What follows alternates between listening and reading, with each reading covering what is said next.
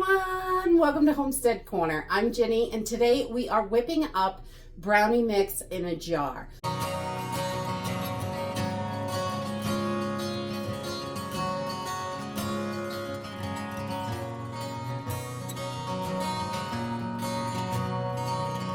We're going to just put everything together and you're just going to have to add water to this. You can do it with butter and egg on the side, and I will explain how to do that when we get there. But this recipe, I adjusted it so we can put it in our long-term storage. It's going to last 10 years or so without any issues. All of these items, none of them are really going to go bad. So we want to make sure that we've got everything in there, and then when we need brownies, we can just add water to this recipe, and I really like that.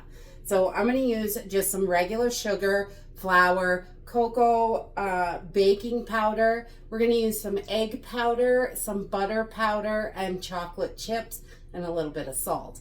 So if you do not have the egg powder and the butter powder, that is okay. This can be done without them, and you just add those at the end with what you have in the refrigerator.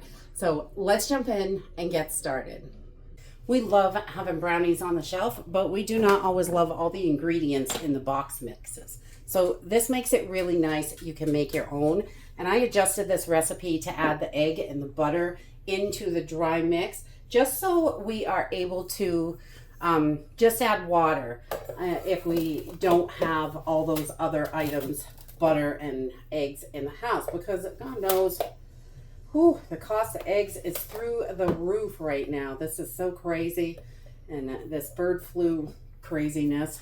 So we're gonna start by adding 1 cup of sugar. You can use whatever sugar you like, definitely. But we're just gonna put 1 cup in each jar. And then we're going to add a 1/2 cup of all-purpose flour. I don't use the self-rising in here. If you did use self-rising, it wouldn't last so long on the shelf. But you could definitely do that if you choose to. If you're going to use these up within a year, it's going to be just fine. So 1/2 cup of flour in each jar, and we're using 24-ounce jars. This is a little too much for a pint, but not quite enough for a quart. Then we're going to add in 1/3 cup of cocoa. Any cocoa will work for this, whatever kind you like or have on hand. We use all different brands. Really doesn't matter to us. We just try to make sure we have plenty in the house because we are big chocolate fans. So 1/3 cup of cocoa. Then we're going to add our baking powder, and I'm going to do about a 1/4 teaspoon. Don't need too much of that, and we just want a little something in there to give it a little rise. So a 1/4 teaspoon of the baking powder, and I'm also going to do a 1/4 teaspoon of salt, because we need a little salt in there to make this really bring out all those good chocolatey flavors.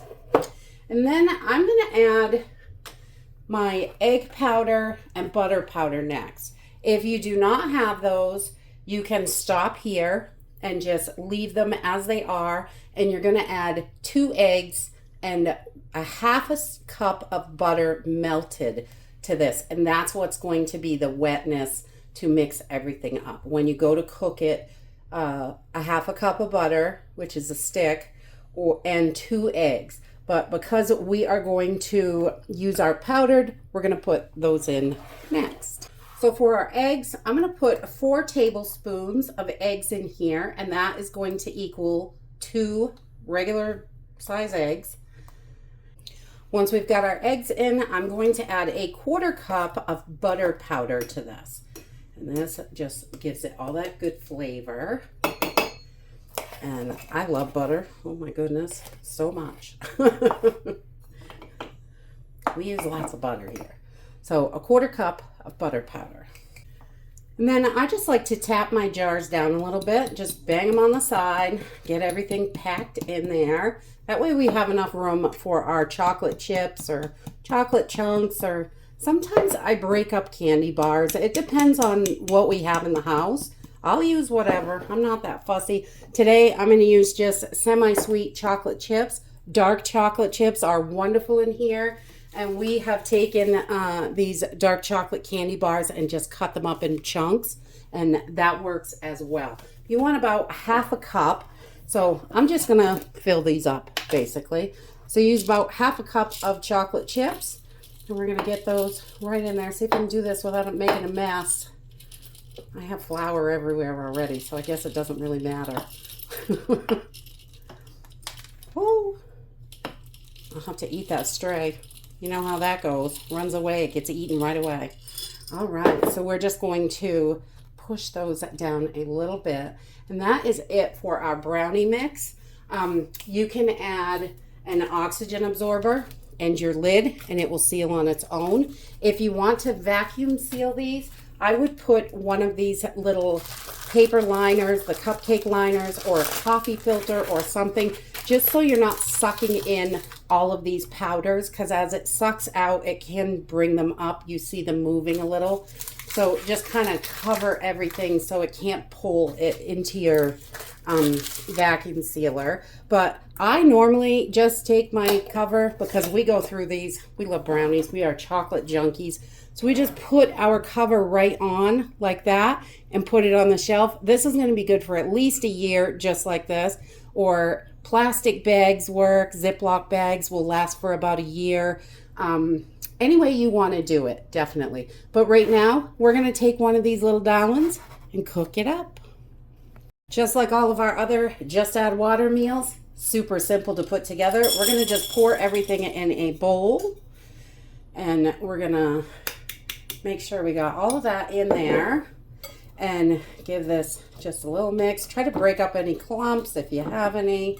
It's not really a big deal at this point, but I like to just make sure there's nothing too gigantic in there. You don't want a big chunk of flour or anything like that in your mouth. And then I'm going to use a half cup of water.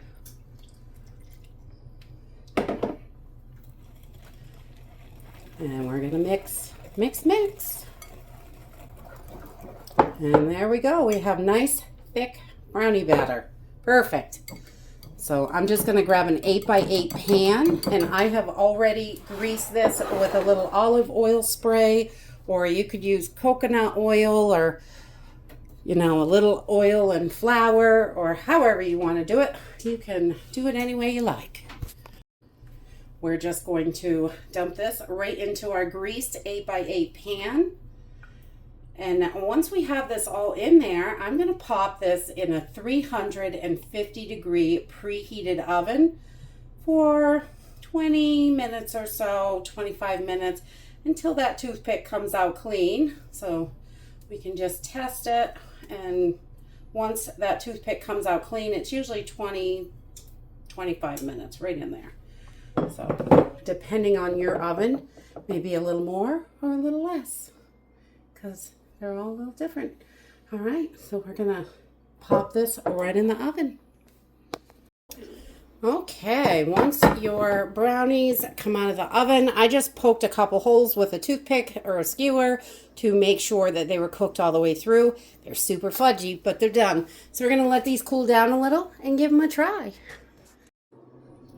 And that's it. These brownies are super fudgy and chocolatey. You can see the little chocolate chips in there. They are so delicious.